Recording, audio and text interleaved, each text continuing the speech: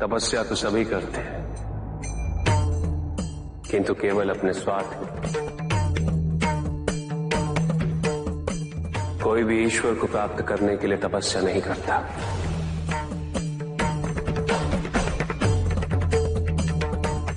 कोई भी तपस्या इसलिए नहीं करता कि उसकी भक्ति उसके आराध्य तक पहुंच जाए। मृत्यु चाहते हो, मुक्ति चाहते, किंतु मृत्यु से मुक्ति प्राप्त नहीं होती। ना ही मृत्यु जीवन का अंत होती। सृष्टि ही जीवन, प्रकाश ही जीवन। और यदि जब हम नेत्र खोले और हमें प्रकाश की अनुभूति ना हो, तो इसका यह अर्थ नहीं कि प्रकाश कहीं नहीं। प्रकाश है। आवश्यकता है तो अपने नेत्र खोलकर अंधकार के परे दे दे। यदि इस संसार में उन्नति तभी संभव है जब इस संसार में समानता हो, बराबरी। यदि कोई सर्वशक्तिशाली ही नहीं रहेगा तो कोई निर्बल नहीं होगा। यदि कोई बड़ा नहीं होगा तो कोई छोटा ही नहीं रह पाएगा। शक्ति के इस असंतुलन को संतुलित रखना अनिवार्य है, क्योंकि ईर्ष्यापूर्ण प्रवृत्ति व्यक्तिगत होती है। वो केवल अपने स्वार्थ, अपने उद्धार तक ही सीमित रहती है। ईर्ष्या ही वो विष है जो व्यक्ति के हृदय में ना हारने की महत्वाकांक्षा को जन्म देती। जीतने की इस व्यवस्था से ग्रसित मनुष्य धर्म अधर्म, न्याय अन्याय, उचित अनुचित का ज्ञान भूल जाता है।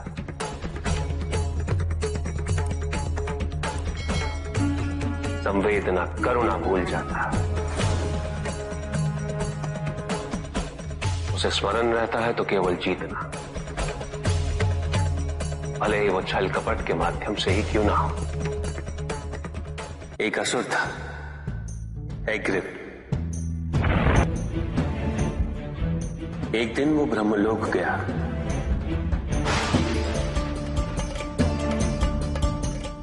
और बड़ी चालाकी से उसने ब्रह्मदेव से चारों वेद प्राप्त कर लिए।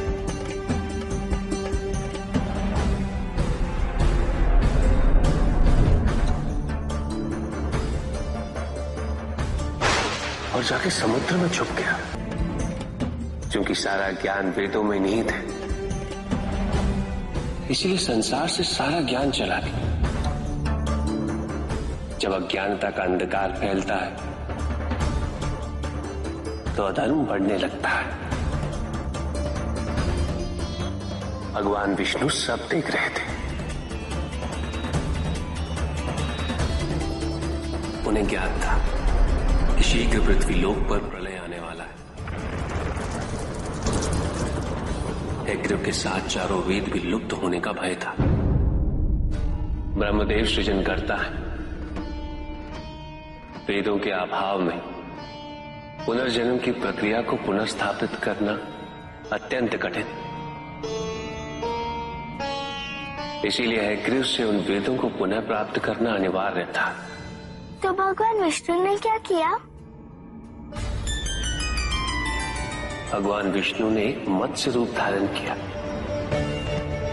वो एक मछली बने और नदी में उतरे। राजा सत्यव्रत स्नान कर रहे थे।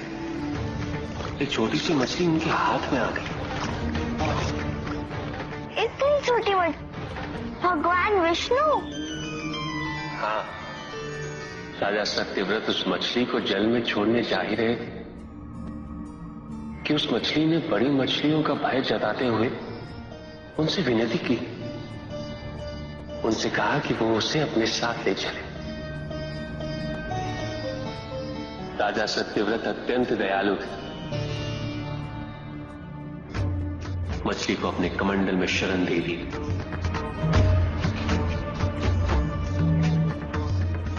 और अपने महल में ले गए। किंतु रात भर में मछली इतनी बड़ी हो गई कि कमंडल में रह पाना उसके लिए संभव ही नहीं था। और उसका बड़ा आकार देखने के पश्चात राजा सत्यव्रत ने उसे कमंडल में से निकालकर एक मटकी में डाल दिया। मटकी में डालने के पश्चात उसका आकार पुनः बड़ा हो गया। तो राजा सत्यव्रत ने उसे मटकी में से निकालकर एक सरोवर में रख दिया।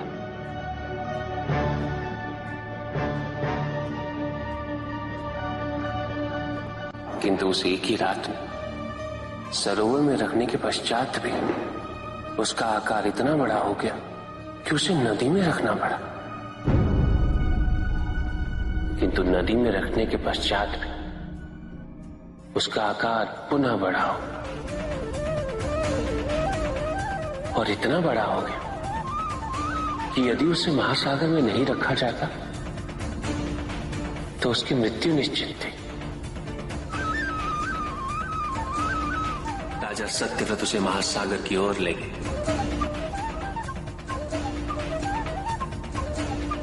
क्योंकि राजा सत्यव्रत तपस्वी थे, ज्ञानी थे,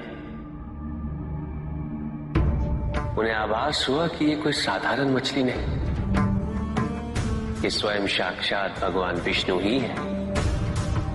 भगवान विष्णु राजा सत्यव्रत की उदारता से अत्यंत प्रसन्न थे। इसीलिए उन्होंने राजा सत्यव्रत को मत्स्य रूप धारण करने का कारण बताया।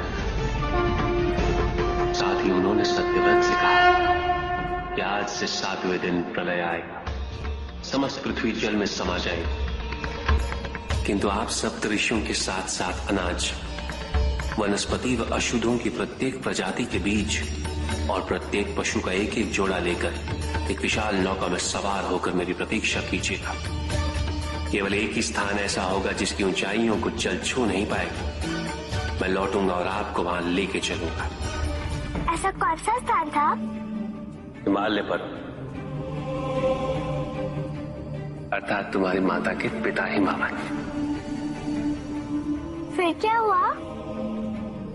ऐसा कह के भगवान विष्णु समुद्र में चले गए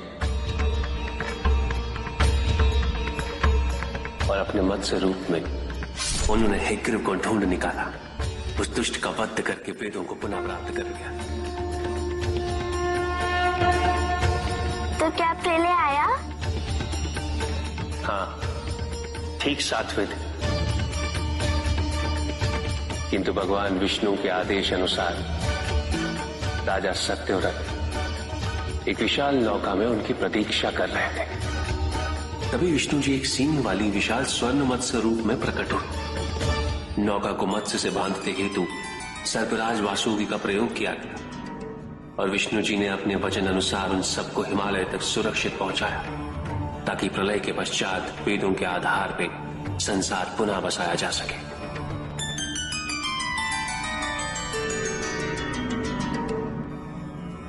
राजा सत्यव्रत मनु कहलाए। मनु अर्थात मानव जाति के प्रजनक। इसी प्रकार भगवान विष्णु ने न केवल वेदों को पुनः प्राप्त कर अपितु समस्त संसार का कल्याण भी। अर्थात भगवान हर संकट में अपने भक्तों की सहायता अवश्य करते हैं। अस्थिरता तो केवल अविश्वास से आती है। स्थिरता के लिए विश्वास अनिवार्य। विश्वास और शांति की निरंतरता बनाए रखना कैसे संभव है? इस नकारात्मकता का प्रसार हम कैसे रोकें प्रभु? केवल इस जागरूकता से कि सब कुछ अहम से संबद्ध नहीं। जब भी किसी व्यक्ति के कार्य में अहम भाव प्रबल हो तो अहंकार व्यक्ति जैसा भी हो उसे अस्तित्व केवल वैसा ही प्राप्त होता है। व्यक्ति यदि अपने कर्मों के लिए अपने को उत्तरदायी समझे तो वो स्वतंत्र था। जब तक व्यक्ति किसी और को उत्तरदायी समझेगा तब तक वो वो निर्भर रहेगा। व्यक्ति यदि ये सोचे कि उसके दुख का कारण कोई और है, तो वो सुखी कैसे रह पाएगा?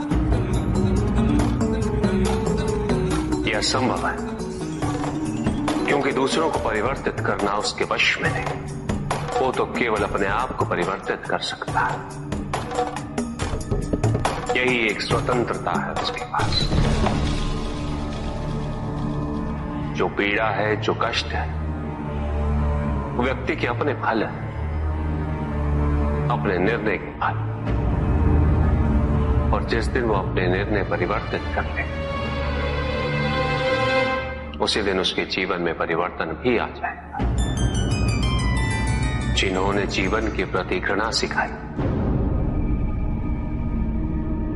उन सभी व्यक्तियों ने पृथ्वी को नर्क बनाने में अपना योगदान दिया। इसलिए अधिकांश व्यक्ति अपने दोष, अपनी त्रुटियां और अपनी व्यर्थता को जीवन पर आरोपित कर मुक्त हो जाते। उन्हें लगता है कि जीवन ऐसा ही होता है और उसके समक्ष वो विवश। वो ये नहीं समझते कि वो जिन प्रवृत्तियों को लिए, वो प्रवृत्तियां दुख को जन्म देने वाली वृत्तियां हैं।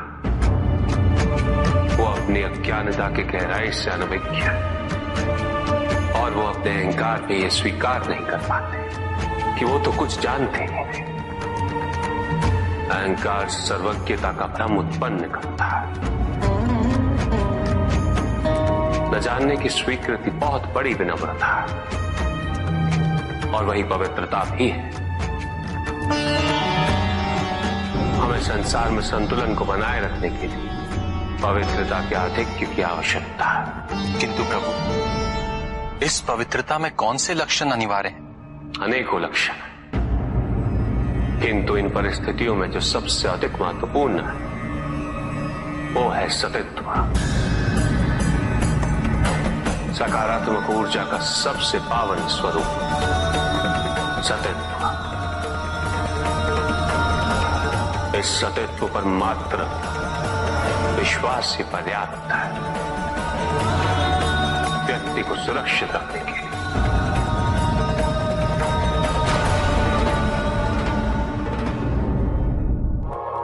एक बार व्यक्ति इस सतित्व पर विश्वास कर ले तो नकारात्मकता सदैव के लिए दूर हो जाती है और संतुलन स्थापित होता है। अहंकार तो हानिकारक है ही, किंतु सतित्व पर अहंकार घातक होता है।